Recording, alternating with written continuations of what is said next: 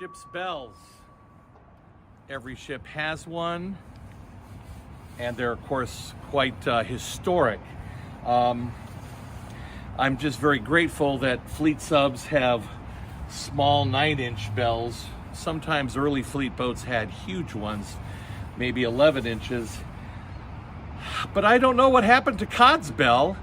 It came to Cleveland with the Cod and vanished. This is something we purchased on eBay, a Harvard Lock Company cast iron bell, not the bronze bells that most of the ships were built with, submarines that is, USS. But we're not here to talk about Cod's bell. We're here to talk about the bell of the USS Cleveland, CL-55. We're very proud of all the Navy ships that have carried the name of our fair city. From the protected cruiser, it had a very ornate bell with a bas-relief of a scene showing Oliver Hazard Perry and his officers and men in the Battle of Lake Erie, cast into the side.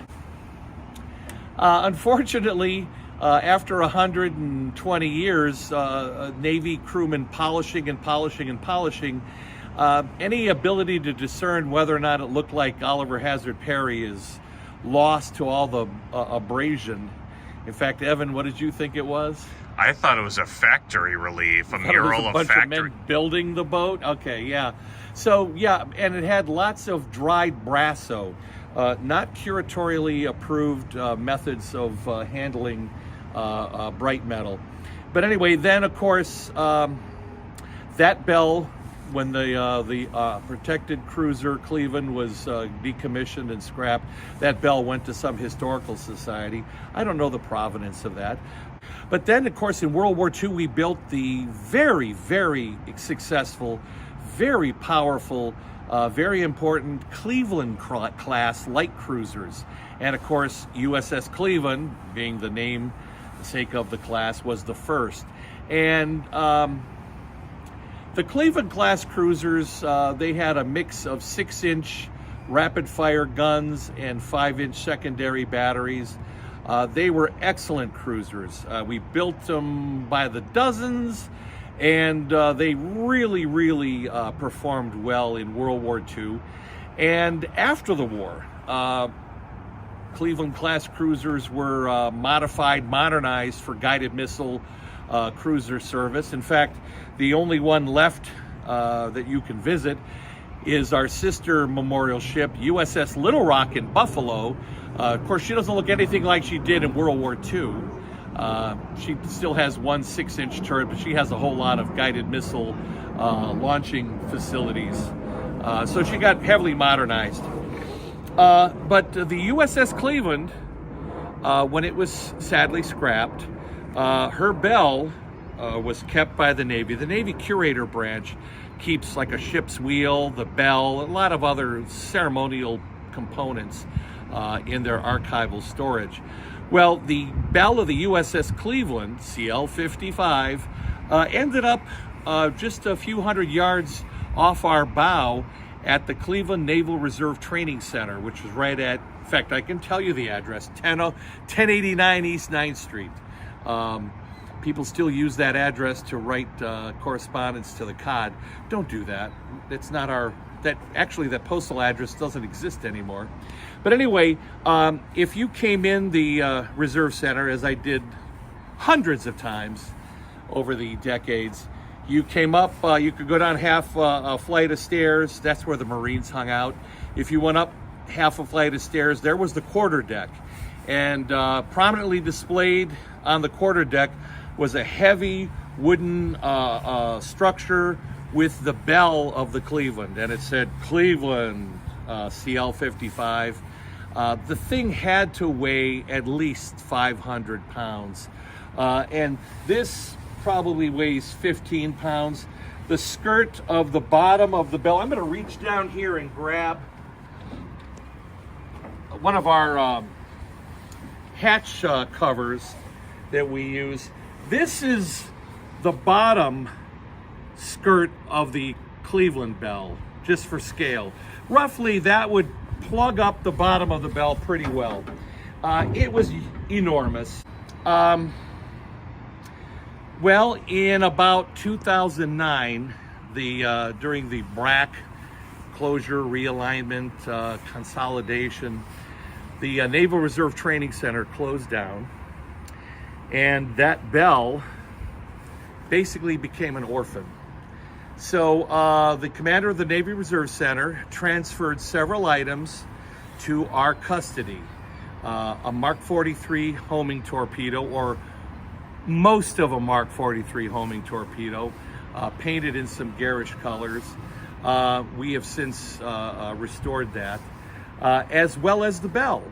Now the bell, God, this thing had to weigh, like I said, 500-600 pounds. The huge oak beam frame holding it, suspending it about 6-8 inches above the deck, that had to weigh about 150-200 pounds. Well, we had no place to put that. In fact, we put it on the cod she'd take a port or starboard list. So that went to Building 13, our secret fleet submarine storage facility in Bracknell, former Nike missile site. And we put it in the corner, and I started a campaign to convince City Hall, Cleveland City Hall, that they needed to have this bell.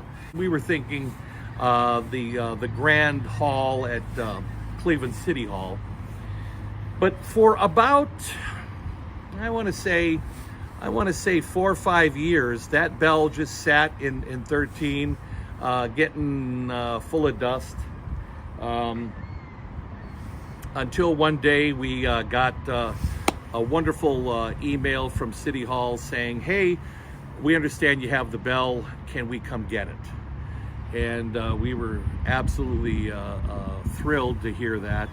And so somebody from City Hall came down with a substantial lift truck, and they took it in a truck and took it to a shop somewhere. And in fact, it's now on display along with the protected cruiser bell next to it. Now, the bell of the Cleveland LPD-7, the Navy has that. Interestingly enough, the guys on the Cold War Gator Navy ship, it's a landing ship dock, or it's one of the well, I guess the Brownwater Navy's big landing ship. That thing is huge. That crew got their hands on that protected cruiser bell in the 60s and 70s and 80s and 90s. That ship was around and continued to polish the bas relief to hell and back. But interesting, their own Navy issued bell, they kind of put that aside. They were very proud of that shiny ornamental bell from the turn of the century. Well, the Navy curator has the LPD. Forgive me if it's an LSD or a whatever, but the former USS Cleveland. Well, I should say not the former, because it's currently still the USS Cleveland until they commission in a few weeks the new littoral combat ship Cleveland. So that'll be LCS, what, number 35? To us, doesn't matter what the hull number is. It's the USS Cleveland. So I'm not sure what bell, I mean, those things are built out of aluminum and lightweight metals. I don't think they could put the cruiser Cleveland bell on those without causing, like us, a list. Would be the largest concentration of metal probably on that ship. But so they'll have their own bell. So in Cleveland City Hall, if you get a chance, if you're in town, you can get in from 9 to 4. Check out, it's in the grand foyer. The City Hall people call it the rotunda, but it's not a rotunda. It's a big rectangular grand foyer. So anyway, in the north end of the foyer, you'll see the bells. Is it still in the north end? Because Curator Evan was there. Anyway, you'll see the protected cruiser bell. You'll see the CL-55 bell. And I don't know if there's any plans of getting the Cold War Cleveland bell.